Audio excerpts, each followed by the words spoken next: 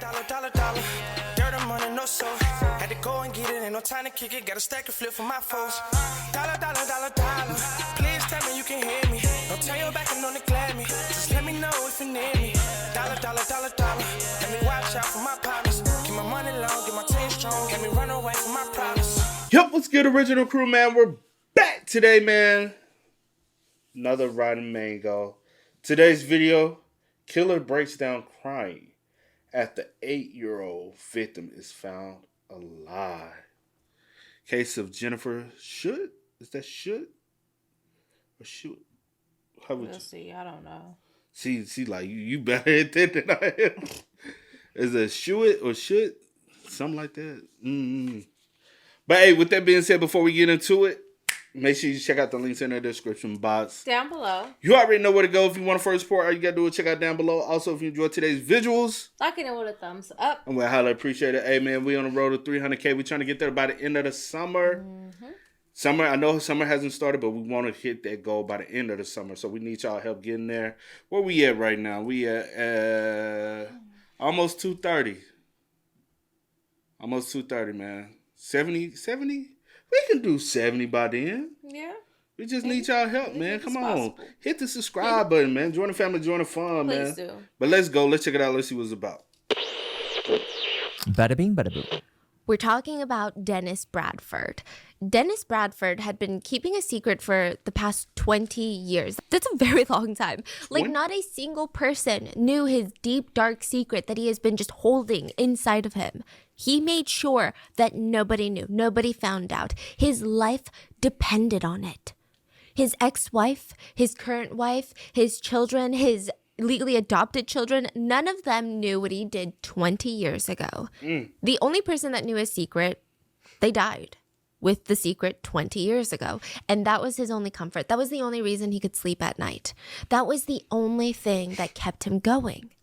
But almost 20 years to the day that he had his big secret, he was pulled over for this routine stop. And somehow Dennis found himself in this interrogation room for a routine traffic stop. So things are going down. He's being asked about that dark day from 20 years ago and what happened. And, you know, he's being asked all these things that make him feel like someone out there knows his secret. I mean, it doesn't make sense. Why would they suddenly ask him these questions about a day from 20 years ago? Maybe the detectives read his mind because they looked at him and they let him know. Hey, you know 20 years ago? You know that little 8-year-old girl that you left in a field completely naked? The one that you tortured and then slit her throat from ear to ear? That girl? The only one that knows what you did? Well, she's alive. Woo! And she's been hunting you down every single day for the past 20 years. She was the one that caught him. This was his reaction. If you were to see her, I think you would be extremely proud of her. I really do. Oh, thank you. She's alive. Yes, she's alive. She's alive. It's like he's more happy that, okay, I don't get a murder charge. You know what I'm saying? He's like, oh my God, she's alive. Okay, I don't get a murder charge. You get what I'm saying? Yeah. I don't get first degree. I get whatever. Strange. His reaction is so weird, bro. Let me tell you, she's incredible young.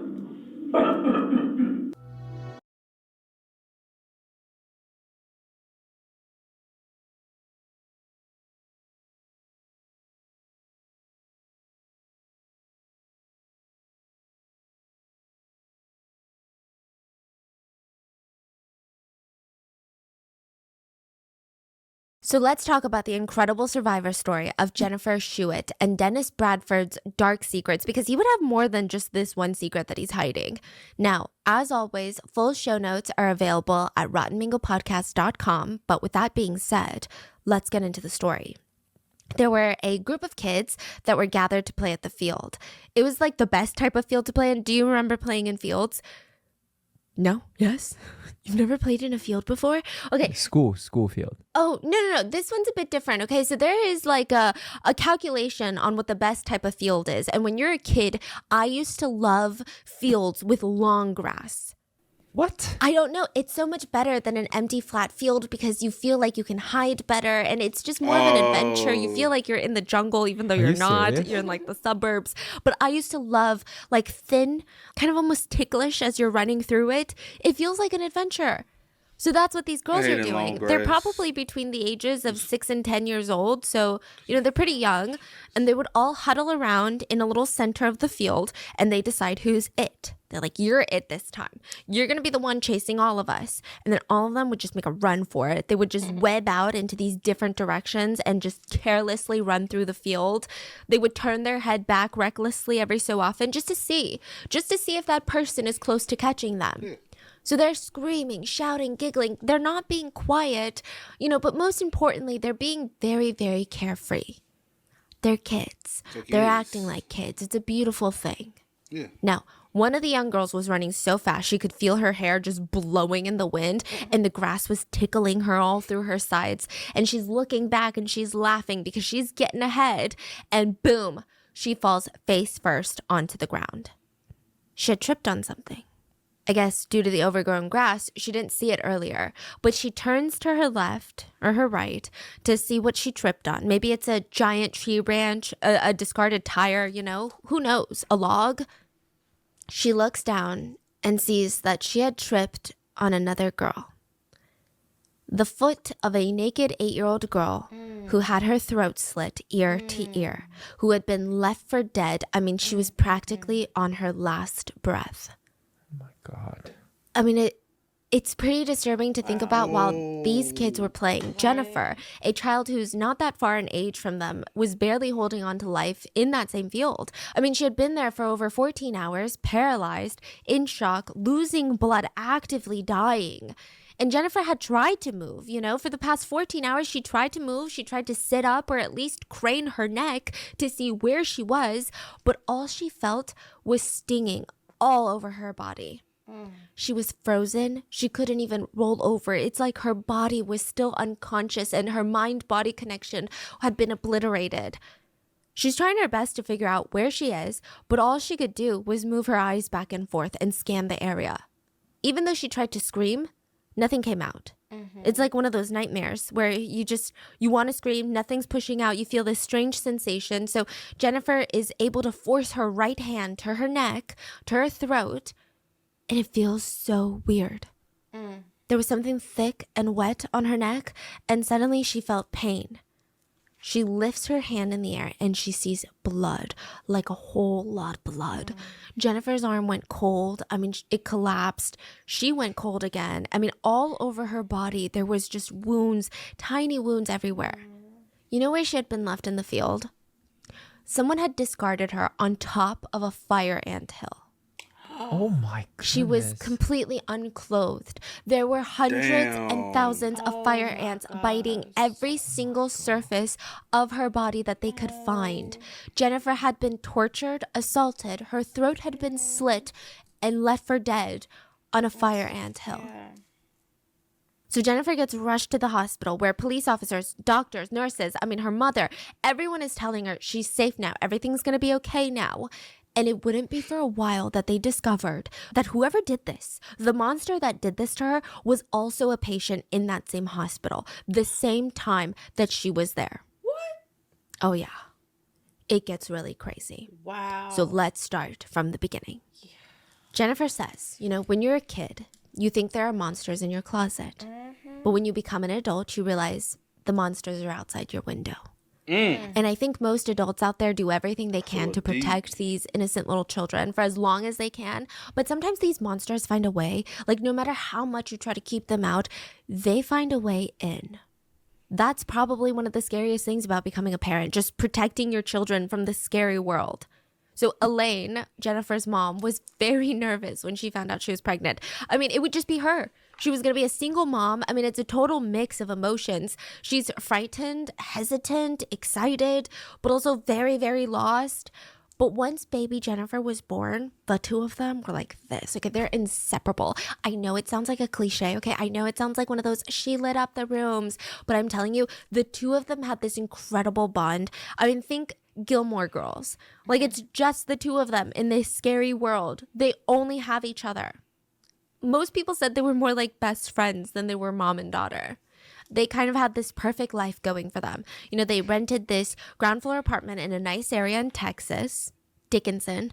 And it's a small town. It's basically known for faith family football, one of those towns. And at this point in time, Jennifer was on summer break. She just finished second grade. And even though she's excited that she's on break, she's also very excited to go back to the third grade. I mean, Jennifer said that she loved life. She loved school. She loved all of her school friends. She loved learning. I mean, this was the best time in her life. She was so carefree. She loved hanging out with all of her friends, but more importantly, she liked hanging out with her mom. So naturally, Jennifer liked to sleep in her mom's room, and she's 8, okay? She's got her own room, and her room is great. It's decorated all cute, but she just really likes sleeping with her mom, I think. I mean, when you're a kid, there is no other comfortable feeling than sleeping with your parents in the same bed as them. I feel like I don't remember a single time that I felt more at peace than at those ages, when you're just sleeping with your parents because you can just turn your brain off. It's just the ultimate comfort. So one summer evening, August 10th, 1990, Jennifer and her mom are settled in her mom's bed. Elaine had work the next day because, you know, there's no summer break when you're an adult and you get a job. Shocking. So she tells Jennifer, we got to sleep early. I got to wake up early for work, and then we've got some childcare coming for you, but like it's a whole thing. So they tell each other good night, turn off the light, and both of them start drifting off. And then boom, Elaine jerks awake, and another boom. Jennifer is fast asleep and is kicking her. I mean, she's probably sprawled out on this bed like a starfish at this point. Elaine is getting bullied off of her own bed by her 8-year-old daughter, and she's got no room to sleep. She's trying to push Jennifer to the side, but Jennifer's not budging. So she gently wakes up Jennifer. Sweetie, I'm so sorry, but you're kicking me in your sleep and I've got work in the morning. Would you mind going to your own room tonight? Jennifer wakes up and says, because I love you, Mom, I will. I'll go to my own room. So she grabs her little pillow, and this is the exact conversation. She rolls out of her mom's bed and walks into her room, which her room has this twin bed next to the window, which is probably why Jennifer's mom didn't go to Jennifer's room herself. It's a small, like a kid bed, a twin bed. She's got a nightstand beside that with a globe on top of it. And it just looked like your average cute 8-year-old's room. So typically, if Jennifer sleeps in her own room, Elaine will go over there, tuck her into bed, read her a bedtime story. They do their I love yous, check under the bed for monsters, check in the closet for monsters, then finally turn off the light, and then Elaine would leave the room. But technically, they already did all of that. And since Jennifer was already sleepy, everyone just assumed that she would just go into her room and fall asleep again. But when Jennifer opens the door to her room, it's so dark. So she starts getting a little freaked out, okay? She flicks on the little light bulb lamp that she has, which sounds like just a light bulb, but it was actually a light bulb shaped lamp that had a light bulb inside. Yeah. So she liked to keep the light on because, you know, she's 8 and monsters are scared of the light. So her version of monsters at this point are furry bears with claws. Like, think Monsters, Inc. She's not thinking people outside, people inside. She's thinking Monsters, Inc.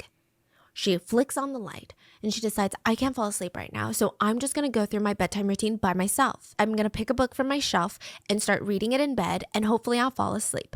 That was the whole plan. She starts reading to fall asleep, and although the lamp was still on and bright, Jennifer drifts off into sleep in no time. She's like knocked out. Now, a couple of things to note. Her shades were not drawn, or they were not closed. So there was no curtain or shades or blinders that were blocking her window. Her light is on, and her window is open a crack to let in that nice summer Texas breeze. Jennifer had a nightmare.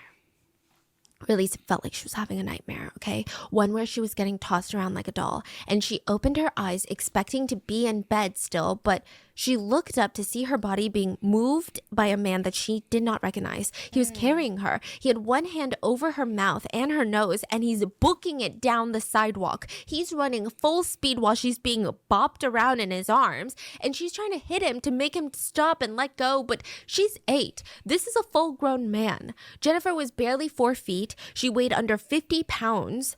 Yeah, this man overpowered her in every single physical aspect. But I think that's where some people underestimate children, okay? Jennifer was very, very sharp. Even while she was being smothered by this giant hand, she wanted to stay alert. So she's looking around and she thinks to herself, 2 doors, blue yucky paint. Wow. That was the car that this man threw her into. He gets in, locks the car doors, and within seconds, they were already on the road. He forces Jennifer to sit on his lap, and he had one hand on the wheel and another hand on her head to yank her head down anytime another car passed them. Jennifer was so terrified. She's just analyzing the situation, trying to find a way out, when finally the man speaks. It's okay. Everything's going to be okay. I'm an undercover police officer. A police officer? Jennifer felt a little bit better because at the time, you know, this is in the 90s, 1990.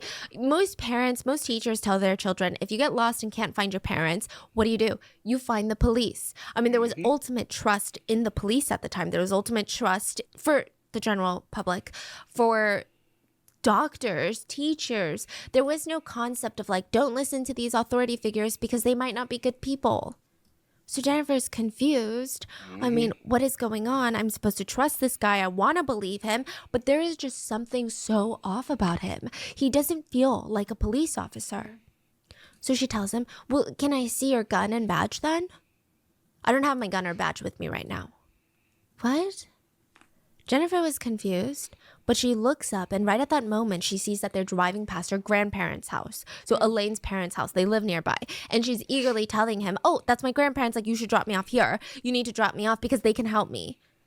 If you're a police officer and you took me because I'm in danger, you need to drop me off with my grandparents. He didn't stop driving. And Jennifer realized if he was a police officer, surely he would have taken her to a trusted family member's house, right? This is the moment that Jennifer started to believe that she was being kidnapped. But she didn't just panic. She was quick on her feet. She remembered looking at him and repeating in her head, glasses, mustache, yucky hair, scar on face. Suddenly, the car stops moving and Jennifer pops her head up and she sees that the stranger pulled into the parking lot of her elementary school. Did he know it was her school? Did he pull into the lot by chance? I don't know. But he tells her, and it's very strange, he tells her, look out the window at the moon. When the moon changes colors, your mom will meet us here to pick you up. Mind you, Jennifer has never seen the colors of the moon change before, so what is he even saying? She tries to stay hopeful, though, and she stares out the window, just waiting for the headlights to approach. But they never approach. I mean, it felt like an eternity that she's waiting for her mom. Later, it's suspected that he was using this time to psych himself up for what he was about to do next. He kept offering her to eat some candy, but Jennifer knew better. She's like, no way, absolutely not. A stranger giving me candy? Nope. And she starts trying to think of a way out because it was clear to her that there's no headlights coming. Her mom's not coming. This man's not a police officer. And even if he was, that would have been scarier. She realized she was in extreme, serious danger. He starts driving the car again, and he goes down this gravel road while he tells her, well, your mom's not coming. Jennifer's trying to self-soothe because while this is happening, she has no idea what's going on. She doesn't even know what this man would want with an 8-year-old little girl. She tries not to panic, and she makes it her mission to just remember everything. She remembers seeing cigarettes, Marlboros, the red and gold ones, empty beer cans, bottles. She remembers all of this. And then finally, the car turns off, and the man pulls her out into this overgrown field with tall grass. He lunges for her throat and holds a knife up to it. Am I scaring you, little girl? Am I scaring you?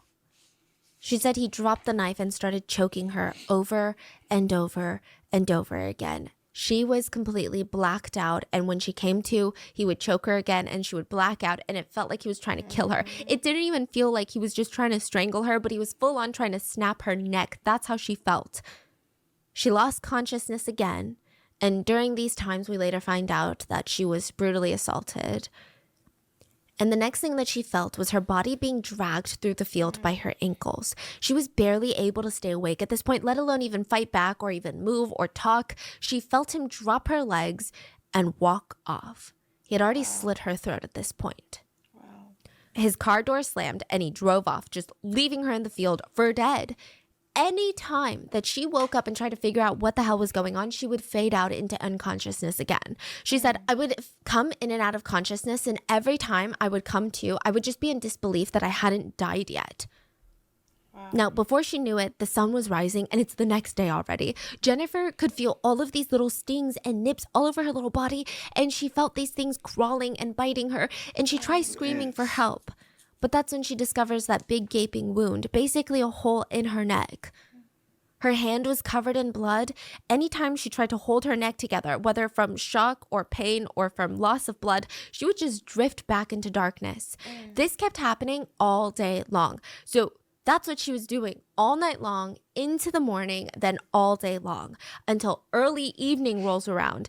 And this time, she could hear passing cars on the road. She tried to turn her head to see if she could make out these cars, but all she saw was them driving past in the distance.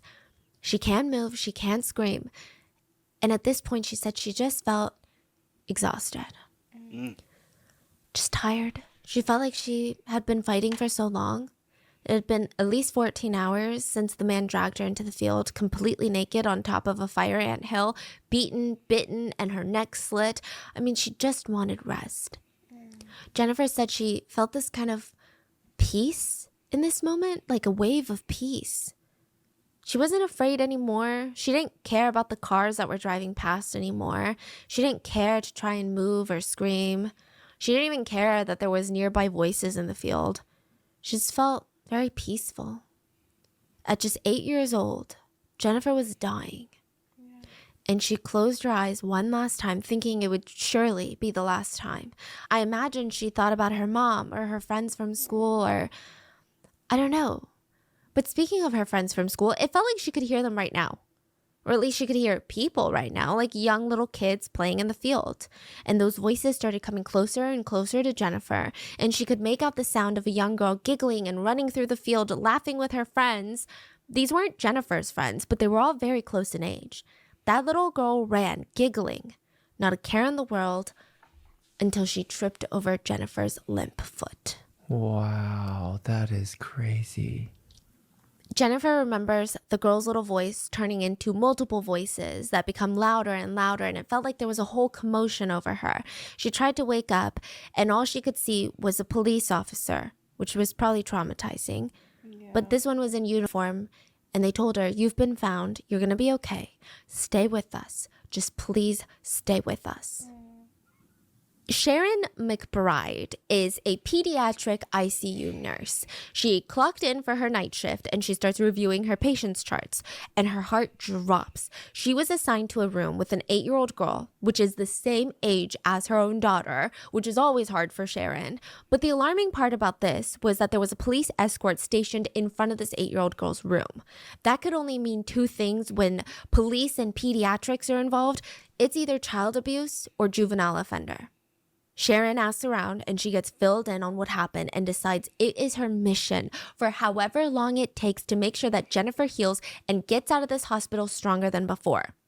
The doctors and nurses informed Sharon that Jennifer was airlifted to the hospital via a helicopter, and everyone thought that she was going to die. Her chance of survival was slim to none, practically non-existent. Her skin was completely pale, drained of all color and blood. Her body was covered in ant bites. I mean, every single surface area of her body was bitten by fire ants. She had contusions that indicated that she had been beaten. And of course, doctors speculated SA because she was found unclothed in a field with intense scratches on her back. Jennifer was in and out of consciousness, and the only part of her body that she could control at the time were her eyes. She couldn't move. She couldn't speak. She just had these, she has these piercing blue eyes that are beautiful, and she's staring at the doctors. She's so scared. I mean, the whites of her eyes were bloodshot to the point of being a thick, opaque color. So think just red and blue in her eye. And this is so heart-wrenching. But the doctors noticed that anytime a male doctor or a male nurse or any male staffer would come anywhere near, her eyes would widen in panic, reaffirming their belief that something horrendous had happened before she was left for dead. Her mom wasn't allowed in the room because they're performing life-saving treatments and they can't risk a parent intervening. So they need to focus all their attention on saving Jennifer. The hospital decides female doctors and nurses would be taking the lead when Jennifer is conscious, and they would be reassuring her that she was safe and nobody was going to hurt her. She's rushed into the OR and Jennifer was put to sleep once more. And they called this ENT specialist. So ENT, eyes, nose, throat, right? Or ears, nose, throat. And because Jennifer's trachea had been slashed in half. That's why she couldn't scream. I mean, it was a genuine miracle that this laceration on her neck missed all of the major blood vessels. If the knife had gone any deeper or had cut any wider, it would have resulted in practically instant death in that field because all the vital blood vessels in that neck, she would have bled out instantly. Wow. So, yeah, the doctors work to ensure her airway is intact and that the bleeding has stopped. But it's not a day to celebrate. Like, it's not a good day. Every single medical professional in that OR knew that Jennifer would never be able to speak again. The trauma to her throat was so extensive, it slashed her voice box. Her vocal cords were slashed in half. There was just no way. Damn. So being caught up to speed, Sharon was adamant that she was going to do whatever it takes to make sure that Jennifer feels safe. Nurse Sharon. She's not going to allow anyone to re-traumatize this young girl. Sharon would slip into the room and watch Jennifer even when she slept. And she just could feel all these tears threatening to come out because all she can think about is her daughter at home. Like, who is doing this to someone this young? Sharon was a seasoned nurse, though. Whenever she was scared or emotional, she never let it show. She said standing there looking at Jennifer, the fact that this little 8-year-old girl had suffered something like this, horrendous trauma, my heart aches for her. What on earth was her life going to be like now? How was this going to affect the rest of her life? So no matter what Jennifer was doing, Sharon was always in her room. Even if she was sleeping, even if she was eating, Sharon literally never left her side. Jennifer's mom was also allowed to be there now, and she was beside herself with grief and anger. She had woken up the next morning to get ready for work. She slowly opened Jennifer's door, expecting her to still be fast asleep. But instead, her bed was empty, Jennifer was nowhere to be seen, and the window was wide open. She called 911 and she had not stopped searching for Jennifer until she got the call that she was in the hospital. And now, just like Nurse Sharon, she's not going to leave Jennifer's side. Sharon quickly becomes one of the first few people that Jennifer trusted. So Jennifer later said that she was very difficult to deal with in the hospital. She said, I had a lot of male doctors. I was scared of men now. And side note, the man who assaulted her told her he was a police officer. And she said, I learned in school that police were good. The man that hurt me said he was a police officer, and he hurt me really, really bad. So in my eyes, who's to say that these doctors can be trusted? At that point, everyone was a suspect in my book. At one point, she even kicked one of the male doctors in the stomachs to get him away from her.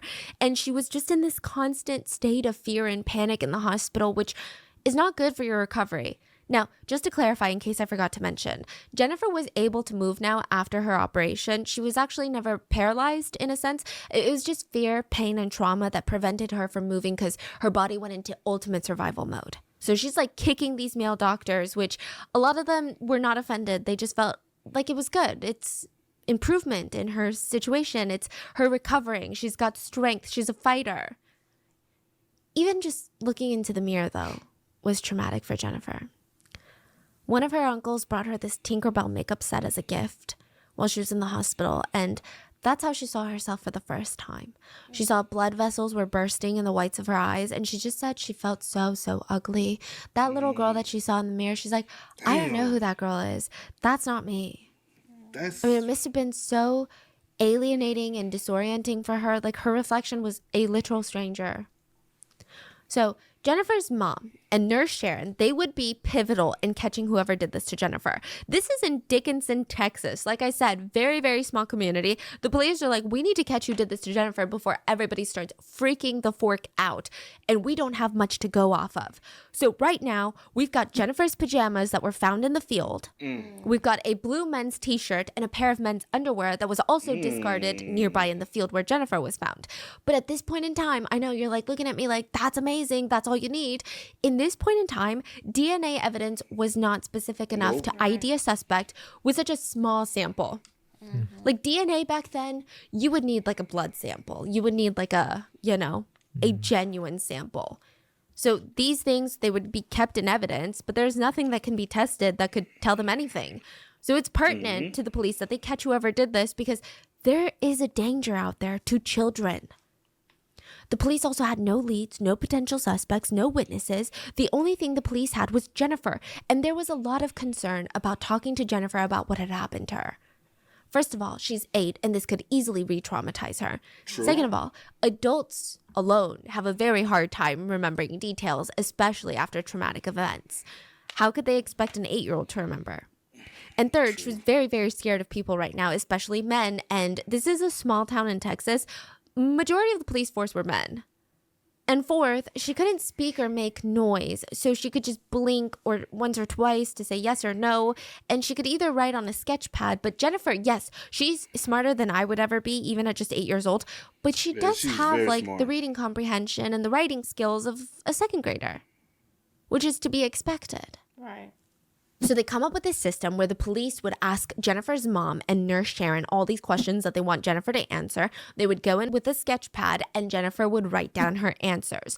Her ability to recall traumatic memories and the fact that she was so observant is out of this world. I mean, these would all lead to be key circumstantial evidence later that would help with the arrest. 8-year-old Jennifer Schuett not only survived her abduction, but she remembered almost every single detail about the man who climbed into her bedroom window and kidnapped her. And her notes would forever be known as Jennifer's notes. She wrote in detail about what she wore that night, that she was asleep when she was grabbed, that he told her to shut up, that he was white, he had glasses, brown hair, totally green tattoos, black mustache, in his 30s maybe. She even drew a little sketch to show where the scars on his face were. And at the very last page, she wrote, he said his name was Dennis. Wow. So during this process, Sharon, the nurse, who was pivotal in helping Jennifer open up about these details, she was so impressed by Jennifer's memory, but also so devastated. She would say, thank you, Jennifer. That's really good. You did good. And then she would excuse herself, rush out of the room, down the hallway, into a break room. And when she was finally alone, she would lose it. I mean, she would just break down. After Jennifer's notes were completed, the authorities even brought in a female forensic artist. So she's like a composite sketch artist who's going to talk to Jennifer and start drawing the attacker. This was Jennifer's 4th day at the hospital. She's heavily medicated, in excruciating pain, reliving her trauma. But nevertheless, within an hour, they have their composite sketch of the suspect. It showed a man with dark hair, dark eyes, dark eyebrows, and a mustache and stubble all over his chin. He also had a scar on his face. They turn it into the police, and I think this is when Jennifer focuses all of her energy on just recovery now. Now, remember how the first responders said that there's no way she's going to survive? Well, she did. And remember how they said that she would never talk again? Well, she did. Okay. What? In the hospital, it all started with this tiny little noise, like a soft noise. And everyone just went quiet. Because they're like, is that coming from Jennifer? Slowly but surely, she started to talk. She had to relearn inflection and speech patterns, but all of it returned. I mean, her voice, her octaves, inflection, tone, all of it was restored. She was proof that the impossible was possible. Jennifer now jokes as an adult, and I haven't shut up since. Okay. But even though she's defying all these odds, okay, it's still very scary for her to go back to the normal world because her attacker is still out there somewhere. What if he comes back to finish the job? What if he comes back to make sure that she will never be able to talk about it again?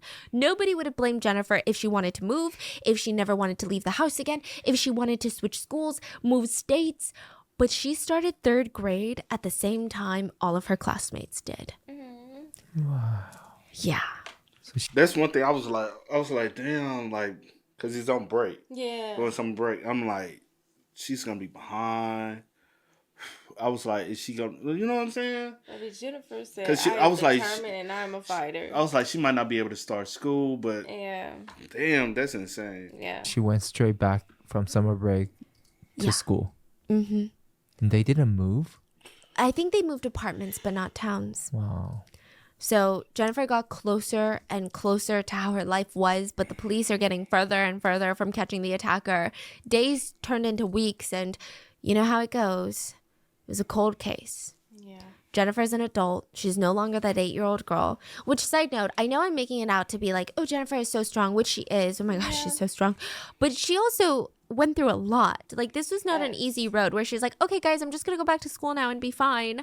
She remembers being a child. She would lock herself into the bathroom for hours and just stare at the, quote, ugly long red scar on her neck.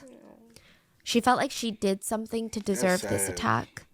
She couldn't participate in PE classes anymore because of her airways. So she would have to go to the nurse's office, and she would sit there while the rest of her friends played. She was scared of parking lots, of windows, of going to sleep, of the dark. She had anxiety, panic attacks, PTSD. Yeah. Most nights, she would just sit up for hours at night just trying to calm herself to sleep. Damn. This is what an 8-year-old is going through while the case goes cold. The only news that she would hear periodically was that her case was being reassigned to a different officer. This is very bureaucratic. It's like a new officer comes in and they're like, oh, well, you get this case, and nothing really happens. And it's a pretty shitty and scary feeling knowing that the person who did this is still out there. Which is fast. Like, you got to think about it. Like, over time, she's probably also wondering, has he had any other victims? True. Have I came across this guy? Have I Right. seen him?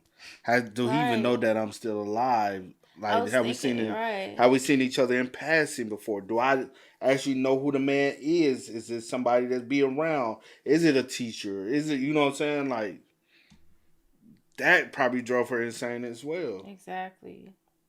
But Jennifer, she's trying to move on. She starts working at a public library during college years. She had a really strong maternal instinct. Her title, everyone nicknamed her the children's librarian. Kids just gravitated towards her. They loved her. And she just wanted to have kids one day. That was her dream, to be a mom. So she falls in love with this man, Jonathan Martinez. The two of them get married, and Jonathan was like the man of her dreams, the one that she wanted to have children with and start a family with. He was like the biggest cheerleader. He knew everything that she went through to be who she is now. She had to learn to be less afraid of the dark, to sleep alone again.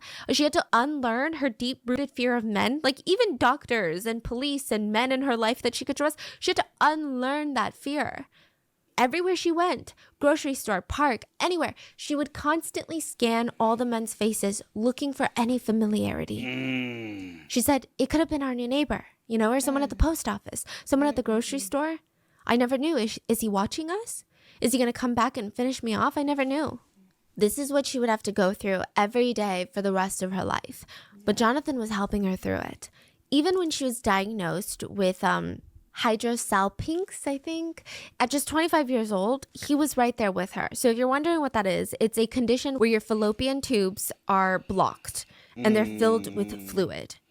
She was told by her doctors that it was due to complications as a result of the essay when she was 8. And because they're blocked and filled with fluid, she may never be able to conceive any children. That's sad, bro. The doctors told her, even with corrective surgery, your chances of becoming a mother naturally are slim to none. So this devastation just starts hitting again. Like she's finally moving on from everything that's happened, and boom, her life goal, her life dream to have a family has been shattered. Devastation doesn't even begin to describe how Jennifer felt. The man who did this to her is walking free, and she is dealing with the consequences that he forced upon her.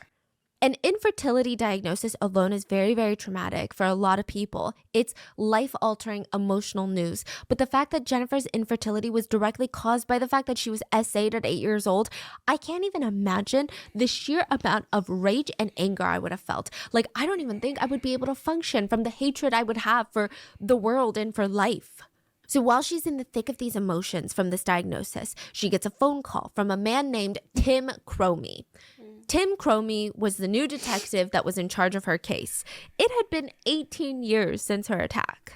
18 years. I mean, she's all grown up now, and here was another officer taking a look at her case. There had been so many before him that took a look at her case, and what? Nothing happened. I mean, it was more painful to even convince herself that this one's going to be different. But there was something about Detective Cromie. He called Jennifer personally to let her know that he was taking over and he wanted to meet with her in person. It was the first time she was requested to talk to a police officer about her case. They met for the first time at the police station, and honestly, Jennifer was frustrated, she was upset, and she let it out. She thought to herself, here we are 18 years later, like, what is this guy gonna do? She met with him, and she just starts bawling. Yeah. She's breaking down, and she's saying, it's not even about me anymore, okay? It's not even about what happened to me, because what's happened has happened, but that man could still be out there hurting kids. Like, you don't even know how many kids he could have hurt since he hurt me. It's been 18 years. I mean, it's likely I'm not the last or the only one. Detective Cromie sat and listened, and when he finally spoke, he said, Jennifer, I will do whatever I can in my power till the end of my career to get you the answers that you need for this case. Jennifer said, that simple sentence changed my life. For the first time since what happened, Jennifer had hoped that she might get justice. She told Detective Cromie, I want a trial. I want to help, and I want a trial. I want to face this guy in court. She said, I want to be able to face the person that wanted to silence me and show them that I came out victorious. So she puts her trust in Detective Cromie, and he did not take that lightly, okay? He felt like he owed her answers. Now, it's 2009, 19 years since the attack, which in police investigations, we know that time is the enemy. Like, they barely have anything to go off of. Detective Cromie reaches out to the FBI to help with the investigation, and in 2009, this was the year for a lot of new tech. DNA testing had grown significantly. So the police sent the clothes off to Quantico for them to be tested for any sort of DNA that they could find. Now, side note, the police knew that there would be a long line for DNA testing done at Quantico. And their crime took place 19 years ago, so this case is not going to be a priority. But they had no idea how long it was going to take, truly. So DNA testing, it's a very lengthy process. It's not like this easy, I just put it in a machine and a computer screen pops up and it says, hey, we've got this DNA in our system. It takes a lot of people. The machines are not fast and quick, especially in 2009. To get results turned over is not easy. And not every police station or law enforcement agency has these machines, so most of them get sent to the FBI. So they've got every single DNA evidence from all these states coming in. They have to prioritize it. What's urgent? Who's in immediate danger? What needs to be solved today versus a case happened 19 years ago? It took a year. It took a year for them to get it back. Detective Cromie got a call at 2:30 in the morning. They had a match. Whoever did this was already in the system. So, who was it? A man named Dennis. Remember that name? Oh my God, that's crazy. Dennis Earl Bradford. The detectives went back to Jennifer's notes and they saw the name was Dennis. They said it was monumental that this girl was that accurate. The detectives thought, well, we never heard of this guy though, but apparently he has a criminal record. They look him up, and Dennis Earl Bradford had been convicted of kidnapping and rape in 1997. 7 years. Oh my God. Remember what I said earlier? It's been 20 years. How many other victims do he got? Because he was able to get away. Yeah. 9 times out of 10, somebody commit a high violent crime and they're able to get away, they're gonna do it again. That was a high violent Especially crime. something like right. Like that wasn't probably your first nor your last. Any crime, to be real, like even Yeah. if somebody steals something, Yeah. all So right, get away with it. All right, let me try again. I got away with that. Okay, I'm gonna keep doing wow. it. Car theft. Oh, that was easy. Yeah. I ain't get caught. I'm gonna keep. So just imagine somebody murders somebody, and if they get the sign of, oh, I got away with that, Yeah. and they have no remorse. Oh yeah, their remorse is definitely gonna do it. So it just was a matter of time for him to do it again. Facts. Years after Jennifer's attack. But they noted that this happened in Arkansas. So, as far as the police could track, Dennis had been living in Arkansas since at least 1991. So, they called the driver's license bureau in Texas. So he fled Texas. Hold on. What was Dickinson, Texas? I'm trying to see, like, map wise, how far is Dickinson, Texas from Arkansas?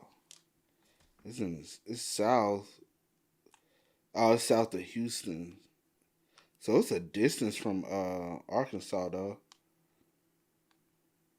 But it's still like, but wow. Texas, and they try to figure out, okay, well, he was in 1991, he was in Arkansas. Maybe he was in Texas before then. So let's figure out if he was a resident of Texas before we hunt this guy down in Arkansas, because then we got to get multiple agencies involved, right? Mm-hmm. So they look him up in Texas records, and there he was. They were even sent a picture of his Texas license ID picture from back when he was a Texas resident. Their jaw hit the floor. Remember the composite sketch? Mm-hmm. They said this was the most accurate composite sketch they had ever seen in their entire. Boy, that boy, it looked just like him. He just ain't got the mustache. The nose is the exact same, the way the nostril fold been. And again, it's the angle. It's the angle of the photo. You know what I'm saying? Just back then, he used to have his hair more like. Child, when I said she did a great job remembering what this man looked like. Even the way the ears fold. He just gained some weight. And he was younger. And he was, well, yeah. Yeah, he was younger. But, wow. That's spot on, man. Careers. It looked like the sketch artist had drawn the picture based off of Dennis's driver's license photo. Wow. And the fact that an 8-year-old girl did this. Wow. I mean, the details were spot on. It was insane. Yeah. And when Dennis was in Texas, his residential address was in Dickinson around the time of the crime. Dickinson. In fact, from Jennifer's apartment window, you could probably see his residence. He only lived a few blocks away. So let's get this Dennis guy, okay? Who even is he? Yeah. Let's backtrack a little and dig into who this guy is. And there's not much on his childhood out there. But he would have been 20 when he attacked Jennifer. Ooh. Soon after, he moved from Texas to Arkansas. And we know that he got married at 21 years old to an 18-year-old Lisa. And they had 2 kids together. But the marriage would disintegrate. He was a bit of a... Yeah, he likes to pray. He likes to pray, bro. Wow. Wow. Well, I will say this. Most people won't find it that alarming that a 21-year-old is marrying an 18-year-old. You know what I mean? So that's not like a big red flag for some. You know? Yeah, true, but he do like him young. Say, Drake. I heard you like him. But y'all married when she 18, so how long have you... True. You know what I'm saying? Hey, Dennis. Or was it somebody that you had just met at 18, when she was 18, you 21, and then y'all just got married like within months? True. So true. that information we don't know, or is it someone that... Is it someone that he's been dating? Because like I said, he probably could have been 18 in high school, was talking to her, she was 15. Waited till she graduated. And the age of consent, I think in Texas is lower than the age of consent here. So you got to think about stuff like that too. Yeah, that's what I said. So technically, it could have been legal. Because not all states is the same. Some states is 16. Binge drinker. It seemed like everyone saw Dennis's life and it was just falling apart. Dennis was not very a good person. He was not a good person, yeah. What can I say? Even though they didn't even know his secrets, just wasn't a good person.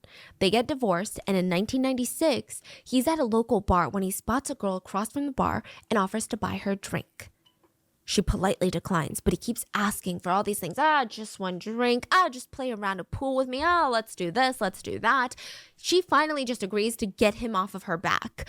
And he proceeds to buy her drink after drink after drink throughout their whole pool game, their game of pool. And once they were finished, he offers her a ride home. She accepts it, but in his car, he's like, can we take the long way, the scenic route? There's a couple of songs that I want you to listen to, and I want to show you some property nearby. She didn't really want to, but she couldn't control him. He just starts driving down the back road. He stops the car, and without even hesitating, he begins choking and punching the woman. She starts losing consciousness. He drags her out of the car. When she woke up, she was naked. Her clothes were scattered in a field. Dennis told her not to move. He ran back to his car, came back with a knife, put the knife to her neck, and raped her, assaulted her. Which, side note, his MO is so similar to the attack on Jennifer in 1990. It's hard to imagine that this was his second time. I suspect that there were other victims, and the fact that this victim said that he never hesitated, whereas with Jennifer it seemed like he was hesitating, is that him getting more and more comfortable with his crimes the more he commits them? Fortunately. Do you think Jennifer was his first? Of anything?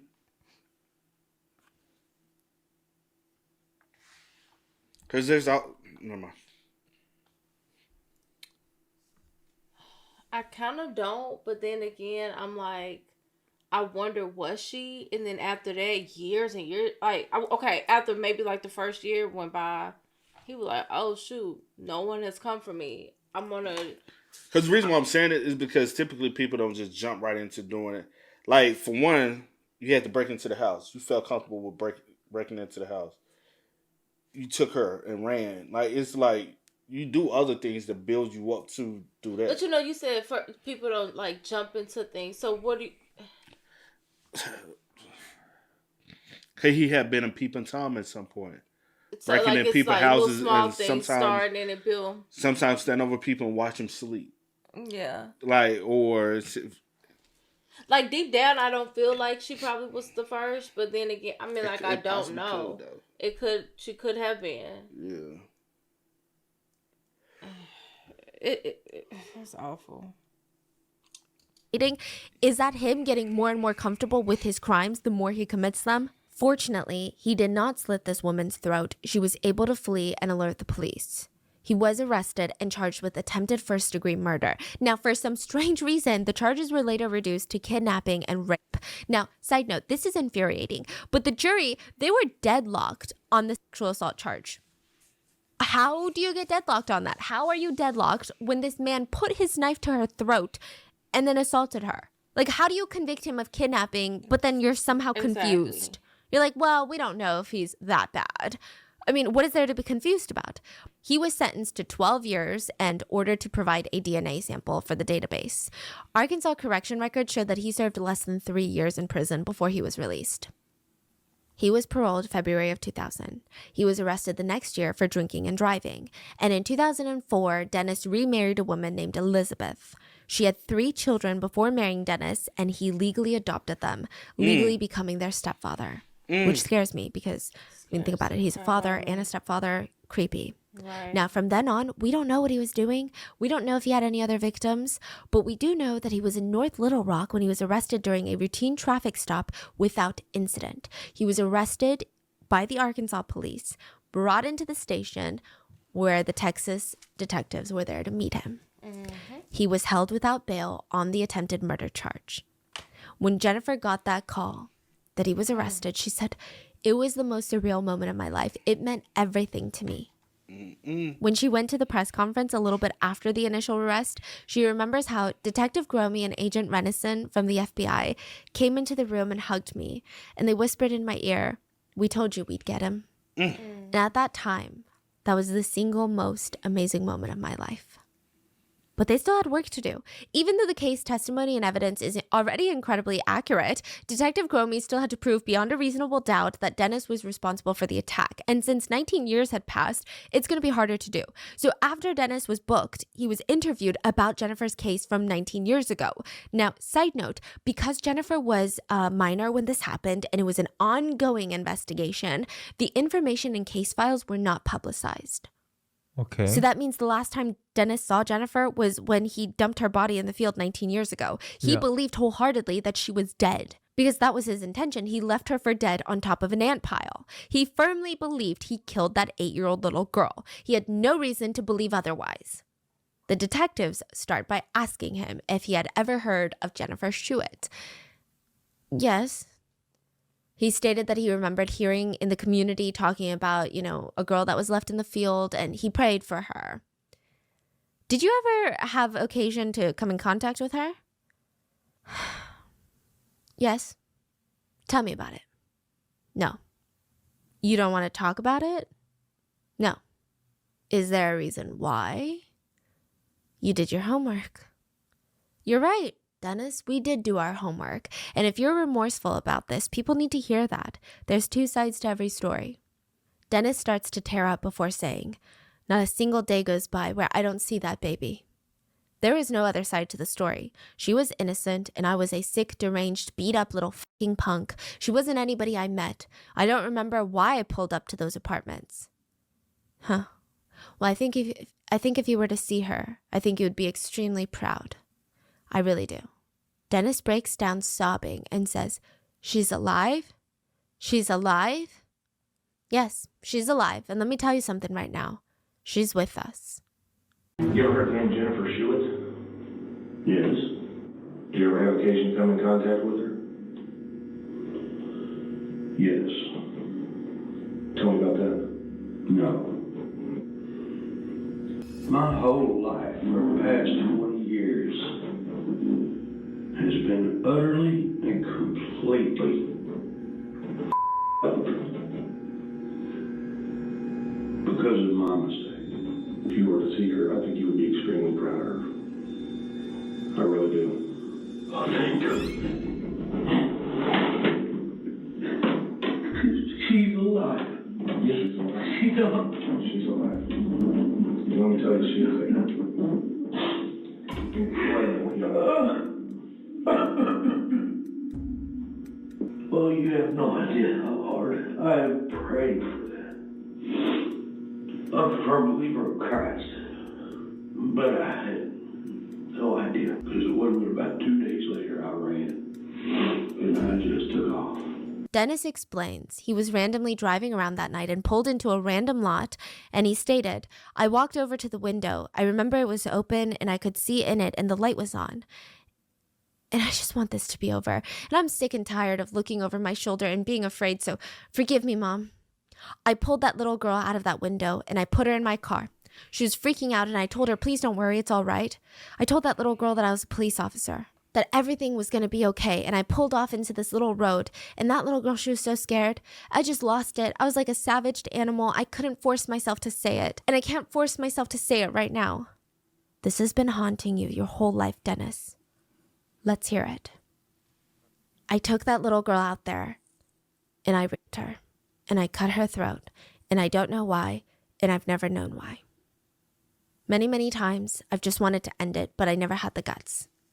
He told the police officer that he used a shotgun to try and end his own life shortly after what he did to Jennifer, but he decided not to. That's a fucking lie. That's a big bold-faced ass lie. Because you continue to do the same bullshit afterwards. So why the fuck would you sit up here and lie? Oh, I felt so remorseful. Man, shut your... He did, however, blow a hole through his parents' roof, and he was brought into the hospital after his attempt. The same hospital that Jennifer was in. The same hospital Jennifer was recovering. Well, I could be wrong. He could have been remorseful. But he could have also had, like, these sick urges, like this, that's on his back, you know what I'm saying? It's like... Eventually you got to crack down and scratch that, you know what I'm saying? Yeah. Could have been one of those situations where that's not... It's so crazy that that he was literally, like, he was in the hospital being treated for, or on watch. Yeah. You know what I'm saying? Like, that is just so crazy to me. Not knowing that then in 1990, and it took 20 years. And I wonder, did he flee because he found out that they had found her body? He was like, I don't know, that, like, just in case y'all or someone getting close in on me, I'm gonna go ahead and leave the state. You get what I'm saying? Yeah, but she stated that the information was never put out there because she was. I'm saying with him going to Arkansas. Well, maybe I said this. Maybe due to the commotion because he was in the hospital, right? So it could have been word going around the hospital that this is, Yeah, like around town or something. Oh, Or especially just being a small town, somebody told somebody, Yeah. and word got around. The same hospital that Jennifer was in, the same hospital Jennifer was recovering in. Jennifer had every right to be afraid of this guy because he was in the same hospital. But ultimately, Dennis confirms all the details that she remembered and he confesses to it all. And Jennifer was so relieved. At the press conference, she declared, "I'm not a victim. I'm victorious." Jennifer had waited 19 years for this, and now she focused all of her attention on prepping for this trial. Dennis admits to the crime. He matched the description, he matched the DNA, and they were planning to go for a life sentence. She had routinely went to the field that she had been abandoned in, not constantly, but several times. She would visit so that she said, "I just really wanted to be able to remember all the details of the attack, so that one day, if I ever could, I could go to court and tell my story the way it was." Wow. Now, he was supposed that's to deep. appear in front of the judge on August 10th. Jennifer had picked the date. Exactly 20 years of the day of the attack. She said it was a full circle moment. She stayed up countless nights prepping for her statement. She said writing it, erasing it, writing it, erasing it, just trying to perfect it. She had 19 years of things she wanted to say, but she wouldn't be able to do it. Or at least not the way she imagined. She gets a call from Detective Cromie, and her heart dropped. She already knew. Dennis had hanged himself in his jail cell after confessing. He made a noose from his bedding, and there was no signs of foul play. It was definitely suicide. So he died, 40 years old, May 10th, 2010. It's believed that Dennis was a serial predator to children and adults. He knew that his life was over the minute he was caught. More of his crimes would likely surface. He knew the things that other inmates would do to him if he spent the rest of his life in prison. So instead of taking these consequences, facing the consequences, he took the, quote, easy way out. Detective Cromie remembers this phone call. He said he'll never forget this phone call. He said, there was just crying and screaming on the other end of the phone. She didn't want to believe it. The only thing I could do was just tell her I was sorry.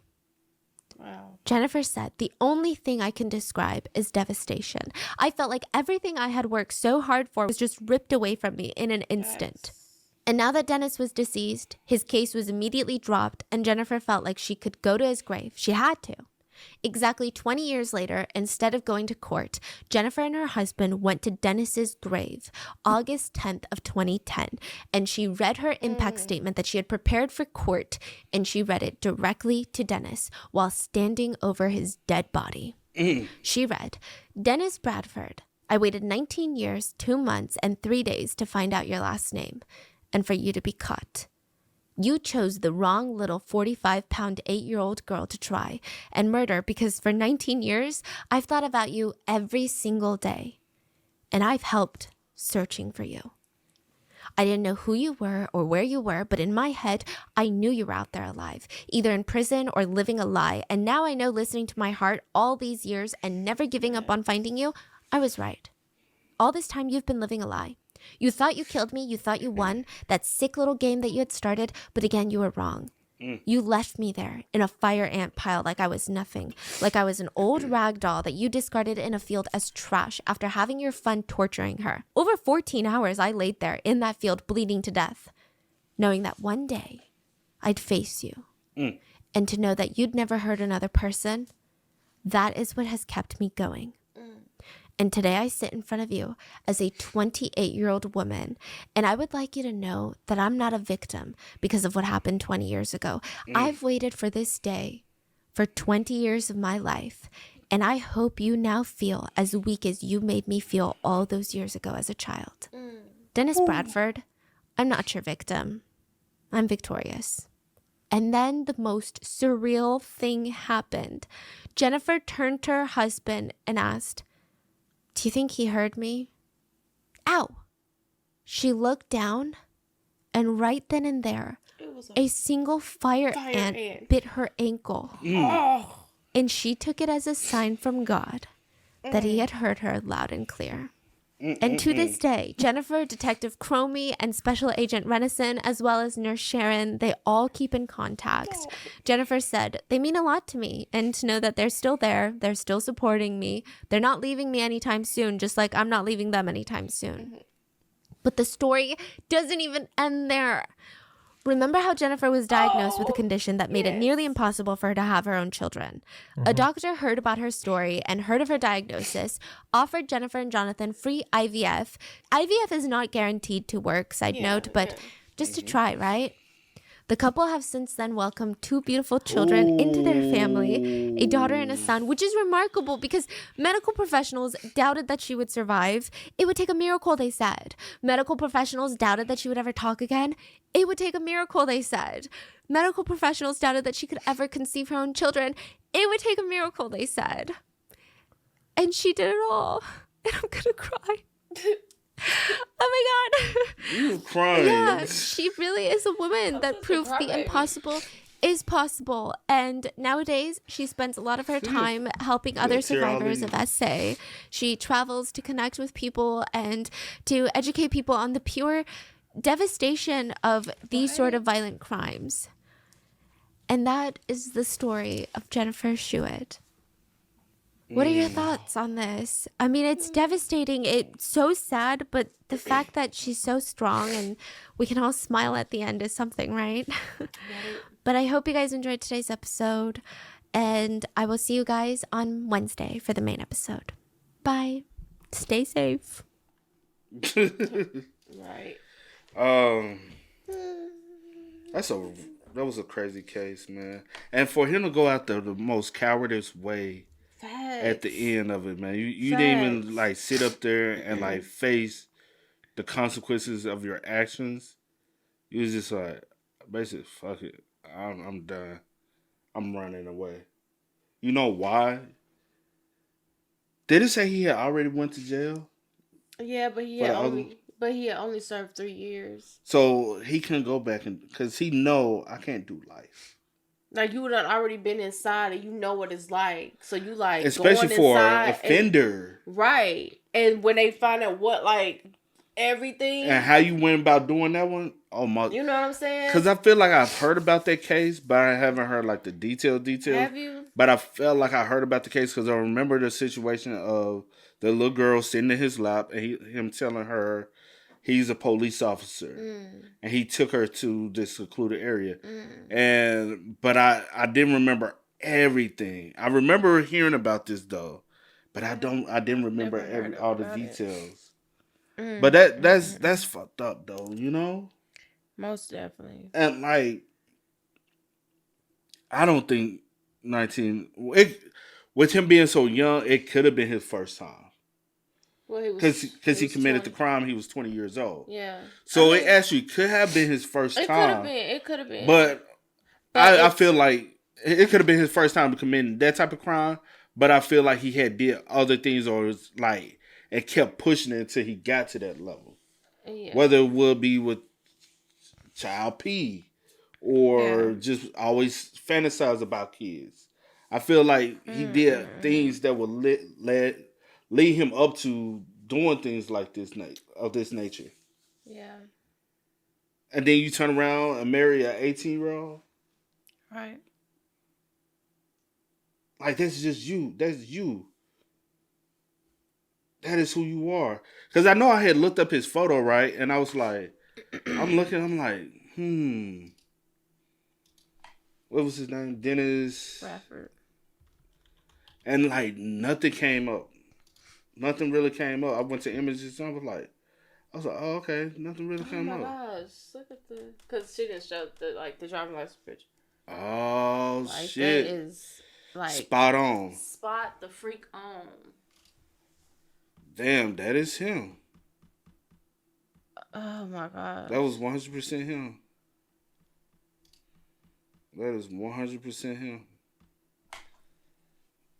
Shout out to Jennifer for remembering just so many details, just so much, and not giving up like hope as far as like even laying there for 14 hours from after the hot, like just like I'm gonna catch him. I don't care how long it take. Cause you know, like sometimes on like Netflix, I be watching like those different little stories and stuff, Yeah. and I do it every now and then. I watch a series and I'll be like watch a couple of. I might have watched it like on one Oh, of those, something like that. Yeah, maybe so. but it like it's such a coward move for him to pull that card because it's like, bro, you know how much But can you you know how be much pain, surprised? you know how much pain, you know how much agony, you know how much like mental formation you put on someone, and now it's time for you to get that back, and you just like, nah, I'm good, I'm gone. You know how many times she could have just gave up and said, I'm gone, but now she had the will to fight. Facts. Just for you to get caught, and now you don't have the will to go through it. You just like, I'm done. Yep. Checking out. I want, and like she said, I wonder how many victims do he really have. I wonder. Those are just the situation he got caught from. Yep. That's not 100%. Nope. A guy like him just don't commit those crimes. And one in 1990, one in 1997. Nope. You just don't commit them. Like, not like that. And it's heartbreaking to even think about, to even know if he like has other victims, other children, other adult women, Some that's probably deceased. That like, bodies never have been Who found. knows? Like, it's very heartbreaking to even think about. But he does have an MO though. Yeah. Like his whole thing is strangulation. And I wonder another reason why she was, well, it was because of the lack of the amount of blood she was losing. Because I was like, I wonder when he was strangling her and her constantly passing out, that's the reason why she couldn't consciously come back, because now she needs medical attention from the lack of oxygen to the brain. You know what I'm saying? Yeah. But it's also due to the fact that her losing so much blood from the slicing of the throat as well. Yeah. And then I just imagine her mom for those 14 hours. Just imagine the regret her mom was feeling. You know what I mean? Because you got to think about it as a parent. You like, she had to be like, only if I never told her to go get her bed, none of this would have happened to her. You know how much guilt the mom probably carries? Yeah. And it's like, if I just lay here, what if I had got up and got in her bed that night? Would it have happened? What if I just dealt with it? Yeah. Would it have happened?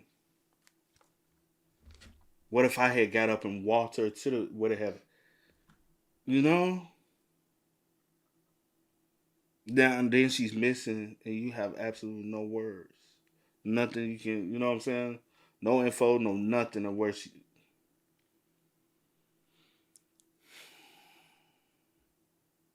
And I wondered, like, did his parents still stay there in the area?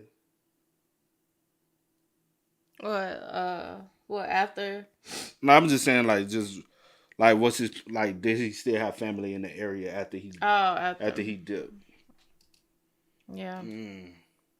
Like she said, they didn't have like too much like on his like, I guess, upbringing or childhood or background like, you know, stuff like that. So, And it like he dies with all the answers that you're looking for.